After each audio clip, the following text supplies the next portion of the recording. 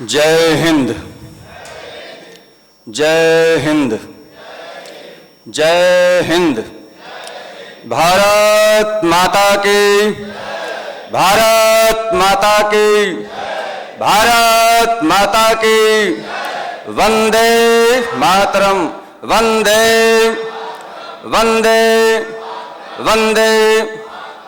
आदरणीय मंचस्थ श्री स्वामी जी महाराज, समस्त विद्वज्जन, आचार्यगण, समुपस्थित समस्त स्वयंसेवक गण एवं जहाँ जहाँ लोग बैठे हैं दूर दराज में, आसपास के क्षेत्रों में, सब लोगों को कोटिशः नमन, अनंतशः वंदन नमन प्रणाम करते हुए आज के इस सत्र को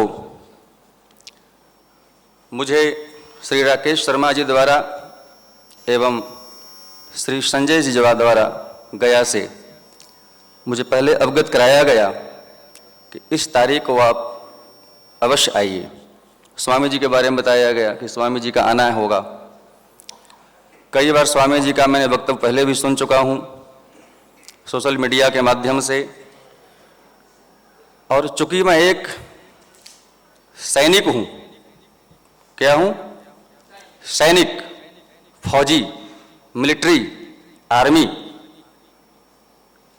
और जन्म से संघ का सदस्य भी रहा हूँ। जन्म से ही, 6वीं कक्षा से ही शाखा में जाया करता था, और वही मानसिकता, वही विचारधारा परिवार से भी मिली। पश्चात परंपरागत संस्कार होने के कारण जीवन में बहुत परिवर्तन आया। जो मुद्दा यहाँ चल रहा है, इस विषय पर अपने जीवन में हमने बहुत से अनुभव देखे, बहुत से अध्ययन किए, बड़े बड़े विद्वानों महापुरुषों का संग किया एवं उसको जीवन में क्रियान्वित किया। केवल कहने सुनने वाला सिद्धांत मेरे जीवन में बिल्कुल नहीं है। उतनी ही बात बोलें जितना पहले कर दिखा दें, इसमें विश्वास करने वाले हम हैं। सबसे पहले किसी भी देश, किसी भी वेश की सुरक्षा उसकी संस्कृति, उसके सिद्धांत, उसके क्राइटेरिया पर डिपेंड करता है कि उस संस्कृति, देश, सभ्यता की संस्कृति क्या है, सिद्धांत क्या है। तो सबसे पहले जैसे यहाँ पर आया, पूर्व ही अवगत था, न्याय मंच है, तो यहीं से अपने वचन को प्रारंभ करूंगा। हमारे सनातन धर्म के अंदर इस पर भी आएंगे, सनातन धर्म क्या है। चूंकि जब तक हम धर्म के विषय में जानेंगे नहीं सैद्धांतिक रूप से, वैचारिक रूप से, तब तक उस पर हम अनुकरण कैसे करेंगे, हमारे जीवन में वह आचरित कैसे होगा। इसलिए पहले हमें सैद्धांतिक रूप से जानना अति आवश्यक है, और हम शुरुआत यहीं से करेंगे, न्याय से। हमारे सनातन धर्म में किसी भी वस्तु को, किसी भी तथ्य को आंख बंद कर स्वीकार नहीं किया जाता है। हमारे यहाँ दर्शन की व्यवस्था है। बहुत बड़ा व्याख्यान नहीं दूंगा, अधिक समय लग जाएगा दार्शनिक शैली पर न्याय दर्शन का मूलभूत सिद्धांत यही है। न्याय दर्शन का मूल लक्ष्य है, षड दर्शनों में एक न्याय दर्शन है जिसका लक्ष्य है ईश्वर की सत्ता को साबित करना, सिद्ध करना, और उसमें ईश्वर सापेक्ष सिद्धांत को सिद्ध किया गया है। ईश्वर अगर सनातन धर्म की सिद्धांतों को, मान्यताओं को यदि देखा जाएगा, तो पहले हम सबों को यह ज्ञात होना चाहिए कि सनातन धर्म का न्याय क्या कहता है, क्या है सनातन धर्म। पहले धर्म को ही जाने, फिर धर्म के किन किन, कौन कौन कैटेगरी होते हैं, क्या क्या उनके स्तर हैं, क्या क्या उनके विभाग हैं। तो सबसे पहले जानिए धर्म क्या होता है न्याय दर्शन के आधार पर। प्रत्येक चराचर जगत में, विद्वानों की भाषा नहीं बोलूंगा, सुगम हो, कम समय में बड़ी बातें हो जाएं। प्रत्येक चराचर जगत में, इस अनंत अनंत ब्रह्मांड के अंतर्गत कोई भी वस्तु ऐसा नहीं है जिसका अपना धर्म नहीं होता है। पहली बात, प्रत्येक वस्तु, प्रत्येक देश, काल, वस्तु सबका अपना एक धर्म होता है। देश का भी धर्म होता है, काल का भी अपना धर्म होता है, परिस्थितियों का भी अपना धर्म होता है, वस्तु का भी अपना धर्म होता है। लेकिन वह काल सापेक्ष, देश सापेक्ष, वस्तु सापेक्ष, परिस्थिति सापेक्ष धर्म कहलाता है। लेकिन एक धर्म का नाम है जिसका नाम है सनातन धर्म। धर्म की मूल व्याख्या जानना अति आवश्यक है। जिस गुण धर्म को धारण करने के कारण उस वस्तु की पहचान है। जैसे अग्नि की पहचान क्या है? उसकी दाहकता, न्याय दर्शन के आधार पर। अग्नि का धर्म क्या है? दाहकता, उसकी दाहिका शक्ति, कंबशन पावर, वह उसका धर्म है। जल का धर्म क्या है?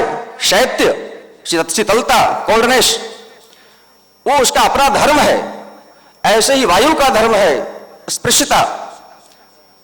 वायु का पहचान हम आंखों से देखकर नहीं, कान से सुनकर नहीं कर सकते, वो स्पर्श से ही अनुभव हो सकता है। इसलिए वायु का अपना धर्म है और ये धर्म सनातन है। जब जहां जहां वायु की सत्ता है वहां वहां स्पर्श धर्म है, जहां जहां जल की सत्ता है वहां वहां शैत्य धर्म है, शीतलता का धर्म है, गुण धर्म है उसके अंदर। धर्म अर्थात गुण धर्म।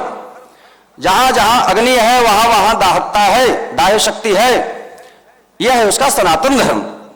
सनातन धर्म से अक्षुण्ण इस चराचर जगत में कुछ भी नहीं है। इसके इतर, इसके विपरीत अन्य जितने भी मत, संप्रदाय, पंथ हैं वो सब के सब एक देशीय हो सकता है, एक कालीय हो सकता है, परिस्थिति वैशिष्ट हो सकता है, लेकिन वह सनातन नहीं हो सकता।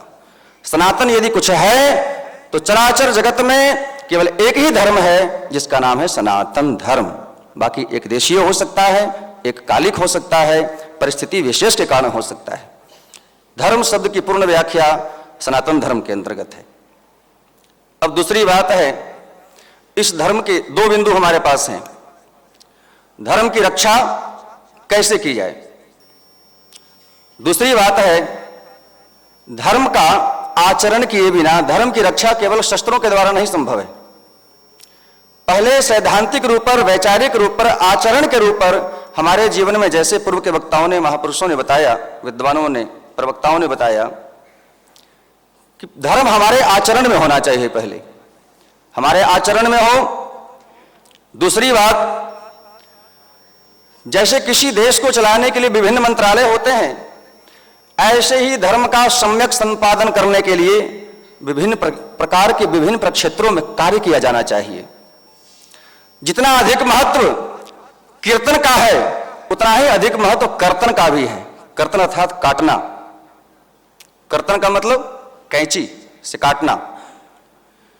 हमारा सनातन धर्म यद्यपि समभाव की दृष्टि रखता है, वासुदेव सर्वम इति ईशावास्यमिदं सर्वं यत्किंच जगत्यांग जगत तेन त्यक्तेन भुंजिथा मागधक शुद्धनम, इस सिद्धांत का परिपालक है। लेकिन इसी धर्म का सिद्धांत यह भी है कि यदि भगवान की या भगवान का जो धर्म बनाया है, जो सनातन धर्म की रक्षा के लिए विप्रधेनु सुरसंत हित, यदि किसी की हत्या भी करनी पड़े। अच्छा बताइए, हमारे सनातन धर्म के अंतर्गत हनुमान जी से बड़ी कोई भक्त हो सकते हैं क्या? जो आप लोगों ने अब तक सुना होगा, सनातन धर्म के संवाहक आचार लोग हैं, हनुमान जी से बड़ा कोई भक्त नहीं है। ज्ञानी नाम अग्रगण्यम की संज्ञा दी जाती है। हनुमान जी की भक्ति सर्वश्रेष्ठ है, लेकिन वो उनकी अंतरंग भावना है। लेकिन जब भगवान की आज्ञा पा करके वही हनुमान जी, आज कोई व्यक्ति किसी के घर में एक माचिस की तिल्ली फेंक कर आग लगा दे, उस पर न जाने कितने अभियोग लग जाएंगे। बात सही है कि नहीं? किसी व्यक्ति को कोई अपमानित कर दे, एक मर्डर कर दे, तो न जाने कितने उस पर केस चल जाएंगे। लेकिन हनुमान जी ने संपूर्ण लंका में आग लगा दी। उनको आज तक कोई हत्यारा नहीं कहता, उनको कोई आज तक आग लगाना नहीं कहता। अपने गांव की भाषा में, गांव की भाषा में बोलते हैं ना, क्या बोलते हैं कि किसी में आग तो आग लगावन है, लेकिन आज तक कोई हनुमान जी को आग लगावन नहीं बोलता। क्यों नहीं बोलता? यह सनातन धर्म की मर्यादा है। भक्ति हमारी अंतरंग वस्तु है। भक्ति हमारे अंतरंग शुद्धि और शांति, शीतलता का स्रोत है। भक्ति हमारी समग्र दृष्टि है, लेकिन जहां धर्म की रक्षा की बात आएगी वह शस्त्र आगे पहुंचेगा, शास्त्र पीछे हो जाएगा। शस्त्र की अति आवश्यकता है, अति आवश्यकता है, अति आवश्यकता है। और बचपन से ही हमें यह संस्कार भी मिला है।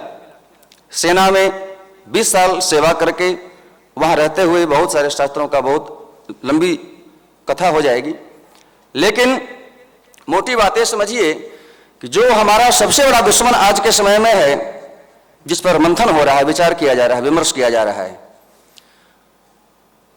उसकी दिनचर्या, उसकी शैली, पहली बात तो उसको धर्म कहना ही बेकार बात है, व्यर्थ है, धर्म का अपमान है। ऐसे आतंकवादी समूहों को धर्म कहना धर्म का अपमान है। सबसे बड़ा अपमान यह है कि ऐसे आतंकवादी समूहों को धर्म की संज्ञा दी जाए। राष्ट्र धर्म एक थोड़ी सी कथा सुनाएंगे आप लोगों को, जिसमें आपको यह ज्ञात होगा, चूंकि समय की सीमा का ख्याल करना अति आवश्यक है। बात उस समय की है जब दुर्योधन, बातें बहुत सारी हैं पर समय सीमा का आ गया पहले ही। जिस समय दुर्योधन का मतलब होता है दुर्वृत्त, जिसके अंदर एक भी सद्गुण नहीं हो उसे कहते हैं दुर्योधन। क्या कहते हैं? दुर्योधन। जिसके अंदर एक भी सद्वृत्ति नहीं, जिसके अंदर केवल, जिस चित्त में केवल दुर्वृत्ति ही दुर्वृत्ति हो, जिसको दुर्वृत्त की संज्ञा दी गई है दुर्योधन को, वह दुर्योधन महाभारत के अंतिम काल में भीमसेन की गदा के द्वारा उसकी जंघा तोड़ दी गई है और सरोवर के निकट पड़ा हुआ है। हमने किसी महात्मा से सत्संग सुना, बहुत अच्छा लगा। यह राष्ट्र प्रेम के लिए उद्बोधक साबित होगा यह प्रसंग। ध्यान से सुनिएगा प्रसंग को। दुर्योधन के पास अश्वत्थामा जाता है, भगवान श्री कृष्ण भी जाते हैं। भगवान श्री कृष्ण ने कहा, दुर्योधन, यदि तुम मेरी मान्यताओं को मान लिया होता तो तुम्हारे कुल का संहार नहीं होता। अगर तुम केवल 5 गांव भी पांडवों को दे दिया होता तो आज तुम्हारे कुल का ये विनाश नहीं होता। दुर्योधन बहुत अट्टहास करके हंसता है। दुर्योधन बहुत अट्टहास करता है, कहता है, अरे छलिया, भगवान को सदैव छलिया ही कहता था वो। दुर्योधन कहता है, अरे छलिया, तू क्या समझता है तुम्हारी जीत हो गई है? जीत मेरी हुई है। भगवान ने कहा, अरे तुम्हारी अब तक ये अकड़ गई नहीं?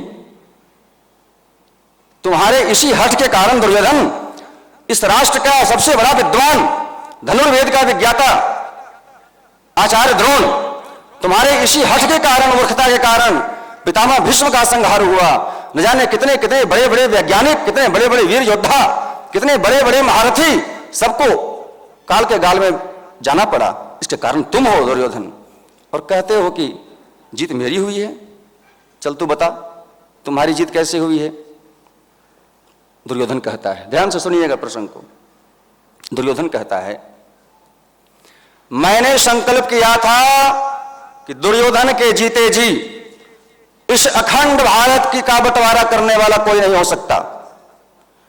जब तक दुर्योधन है तब तक इस अखंड भारत को कोई टुकड़े नहीं कर सकता, बचाए भगवान कृष्ण क्यों नहीं आ जाए। कैसे? यदि मैं पांडवों को 5 गांव भी दे दिया होता तो 5 गांव का क्षेत्र पांडवों का होता, शेष दुर्योधन का होता। 2 भाग बट गया होता यह भारत। भारत मां के आंचल से मैं समझौता नहीं किया, उसको टुकड़े नहीं होने दिया मैंने। अरे छलिया, मैं अपने वचन पर कायम हूं और मैं सिद्ध कर दिया, इसी कुरुवंश का शासक या तो दुर्योधन होगा या युधिष्ठिर होगा। मेरा वंश चला गया, कोई चिंता नहीं, मेरा राष्ट्र सुरक्षित है। भारत माता की आंचल से मैंने समझौता नहीं किया। लेकिन वह दुर्वृत्त दुर्योधन की दृष्टि कितनी उदात्त है, जरा विचार कीजिए। लेकिन जिसको महात्मा की संज्ञा दी गई, उसने अपने ही आंखों के सामने, अपने ही लोभ के कारण, न जाने क्या स्वार्थ था, इस भारत मां के 3 टुकड़े कर दिए, जिसको आज महात्मा की संज्ञा दी जाती है। बताइए वह दुष्ट दुर्योधन श्रेष्ठ था कि यह महात्मा श्रेष्ठ है? क्या कह सकते हैं इस बात के लिए? यह न्याय करना आपका कर्तव्य है। न्याय मंच का यही लक्ष्य होना चाहिए कि हमारे शास्त्र, हमारे शस्त्र किस दिन काम आएंगे, किस परिप्रेक्ष्य में काम आएंगे, यह बुद्धिमत्ता आपकी होनी चाहिए, हमारी होनी चाहिए कि हम धर्म का कितना आचरण कर रहे हैं। धर्म के प्रतिकूल चलने वालों को, ऐसे कितने लोग यहां बैठे हैं जो ये कह सकते हैं कि हम कट्टर हिंदू हैं, ठेठ भाषा में बोलें अगर, कितने लोग कह सकते हैं कि हम कट्टर हिंदू हैं? आज तक कितने गो हत्यारों को काटा है आप लोगों ने? कट्टर का मतलब क्या होता है? कट्टर का मतलब काटने वाला होता है। नेल कटर सुना है? नेल कटर, नेल कटर क्या बोलते हैं? हाँ ठीक है, बहुत ऊंची ये भी है। अर्थात जो हिंदू के विरुद्ध है, सनातन मान बिंदुओं के विरुद्ध आचरण करने वाला है, वो तमाम के तमाम विधर्मी है। चाहे वह वंदे मातरम नहीं गाने वालों के समर्थक हो, चाहे वह गो हत्यारों का समर्थक हो, वह तमाम के तमाम वध के योग्य हैं। कैसे? विप्रधेनु सुर संतहिता लिंग मनुज अवतार। भगवान भी मनुज रूप में अवतार लेकर के भारतवर्ष में इसलिए आते हैं। भारत शब्द की व्याख्या यही होनी चाहिए, भगवते आचरणे आगमने रत संलग्ने। भगवान भी जहां बार बार आने को तैयार रहते हैं वह भारत भूमि है। जब तक भारत भूमि की सनातन धर्म की मर्यादा सुरक्षित नहीं रहेगी, तब तक भगवान भी भारत में कहां आएंगे जब आपका भारत ही नहीं रहेगा। इसलिए सर्वप्रथम हमारी भक्ति अंतरंग वस्तु है, हमारी जाति, हमारी कुल परंपरा, कौल आचार हमारे घर की वस्तु है। घर से बाहर जो भी निकलते हैं, सबके माथे पर तिलक हो, सबके भुजाओं में रक्षा सूत्र हो, ताकि देखने वाले को लगे कि यह हमारा सनातनी है। सबसे पहले हमें किसका विरोध करना चाहिए? क्योंकि आज लोकतंत्र है, लोकतंत्र का समय है, कानून की व्यवस्था है। आज किसी को किसी जाति सूचक नाम बोल दें तो वह तत्काल केस कर देगा। अल्पसंख्यक का अलग कानून बना हुआ है। इसमें हमें क्या करना चाहिए? सबसे पहले यह करना चाहिए कि हमें आर्थिक बहिष्कार करना चाहिए। हम उसी दुकान से सामान का क्रय विक्रय लेन देन करेंगे जिसके बाहर जय श्री राम, हनुमान जी आदि का नाम लिखा हो, स्वस्तिक ओंकार का चिन्ह लगा हो। हम उसी व्यक्ति से व्यवहार करेंगे जिसके माथे पर तिलक हो, जिसकी भुजाओं में कलावा बंधा हो, और मन में यह ज्वाला धधकती रहनी चाहिए कि यदि हमारे सामने 100 गो हत्यारा भी आ जाए तो काटने में हमारे भुजाएं कांपेंगी नहीं। ये जोश भी हमारे अंदर धधकती रहनी चाहिए। ये अनुभव आपके जीवन में होना चाहिए, ये उमंग आपके जीवन में होने चाहिए। बातें बहुत सारी थी, समय की सीमा इतनी ही आदेश देती है। इसलिए जय जय श्री राधे श्याम। भारत माता की, भारत माता की, भारत माता की। धर्म की अधर्म का, प्राणियों में गौ माता की। आपस में सभी हिंदू एक हों, हिंदू मात्र की संज्ञा होनी चाहिए। जाति आपके घर तक रहनी चाहिए, घर से बाहर कोई जाति नहीं होनी चाहिए।